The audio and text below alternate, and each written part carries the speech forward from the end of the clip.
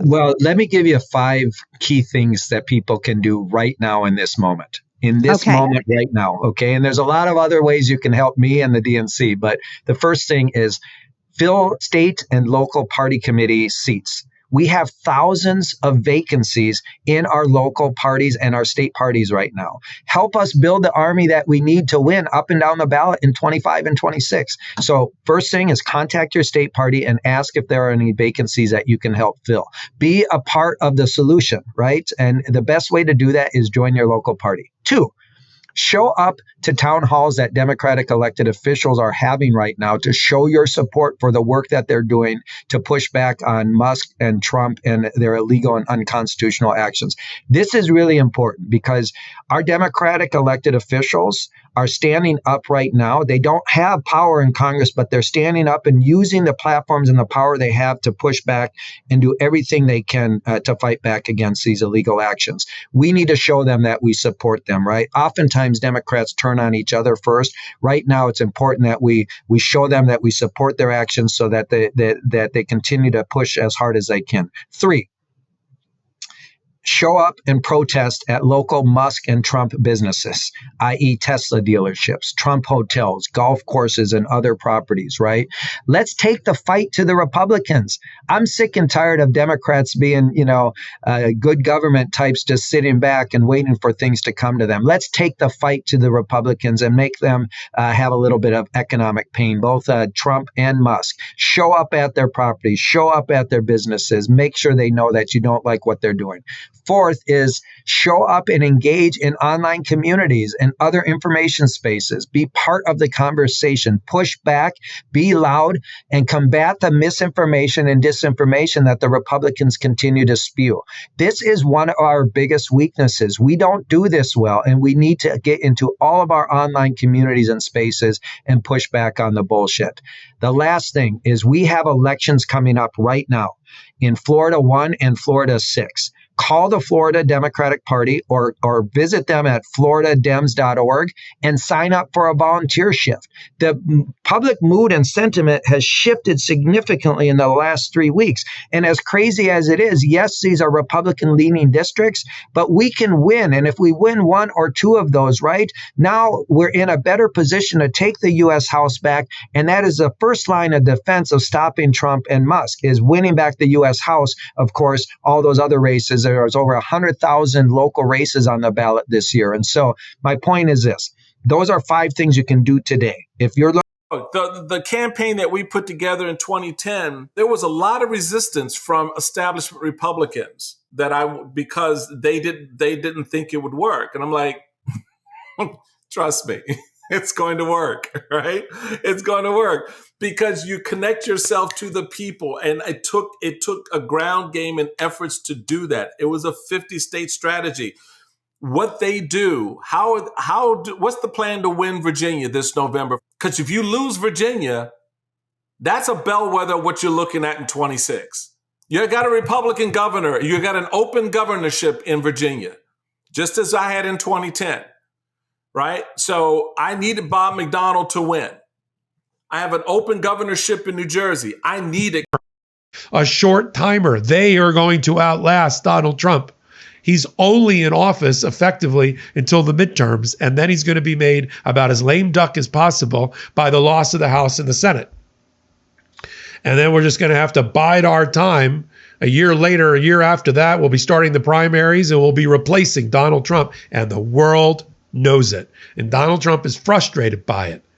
We got an election in 2026, and then again, a presidential election in 2028. Elections matter. People need to show up and vote. A lot of you have been saying to me for a long time, since election day, Fred, what can I do? How can I get involved? The midterms are so far away. And I told you then that 2025 was an election year. Well, folks, it's really an election year. April 1st, Wisconsin, they're having a special election for Supreme Court that'll decide the ideological balance of that court all the way through 2028. And those two folks you saw at the top are running. Susan Crawford, who's a progressive, and you've got Brad Schimmel, who's running as a conservative, and they're backed by the various parties. But the money that's flowing into this race is staggering. You saw it on the screen. $59 million has flown into this race. But a lot of that money is coming from somebody, well, you might recognize him. and it's a ton of money. Well, you may have seen him this week doing, well. These causes won incredible awards. So the great cause of their American controls the executive branch, both houses in Congress. What does the fight look like? It means that this is a critical and unprecedented moment in American history. It means that despair is not an option. And it means that you got to stand up and fight back, not only for yourselves, but for your kids, and in terms of climate change, for the future of the planet. So what does that mean? It means you got to get out of your zone of comfort. It means you must be involved in the political process. And that means maybe running for school board, running for city council, running for state legislature, or supporting good candidates who are prepared to stand up for the working class. It means right now, when we're facing a major Republican reconciliation bill, which wants to give over $1 trillion in tax breaks to the 1% and cut Medicaid and education, it means making sure that your member of Congress does not vote for that terrible piece of legislation. And by and large, it means in any way that you think is effective, get involved in the political process. The truth of the matter is that what goes on in Washington is way, way, way out of touch with where the American people are. The American people don't think billionaires need a tax break. American people don't want to cut Medicaid. The American people are sick and tired of paying the highest prices in the world for prescription drugs, of being the only major country on earth not to guarantee health care to all people, of having the highest rate of childhood poverty of almost any major country on earth, a nation in which 22% of seniors are trying to get by on $15,000 a year or less. In other words, the American people do not support the status quo. But what we have got to do is educate and organize and get people involved in whatever way works for them in the political process. And ultimately, we need to create a government with members of Congress who are standing proudly with the working class and not with the 1% and campaign contributors. That's what it means. Large American company announced they are buying both ports. What company? What company, Donald Trump? Around the Panama Canal and lots of other things having to do with the Panama Canal. This is me, okay? This is me right now. This is just so accurately, this was me the entire State of the Union, okay? This was me the entire State of the Union, okay? This is the face of someone who knows that there is nothing more to do than to let them eat cake, than to wait and see and let the repercussions play out as they may. That's the only way that people will learn. If they haven't learned by now, you just have to prove them wrong. You just have to show them that they're wrong and just okay, whatever you say, believe what you want. You're wrong though. And when you do what you do, you will be wrong and it will fail and it will go down in history as a failure. And we will come out on the right side of it because we've been through a lot worse as a country. Knock on wood. This is also the face of a man that's getting blamed for everything that goes wrong. And we have Marco Rubio in charge. Good luck, Marco. Now, we know who to blame if anything goes wrong.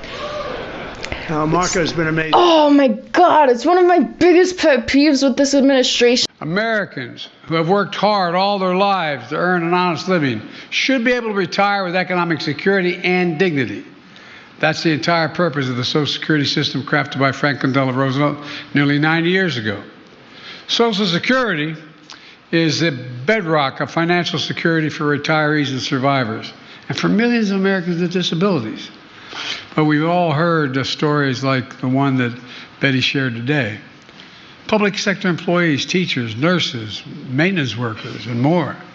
Many working second jobs beyond their public service, often just because they needed to make ends meet.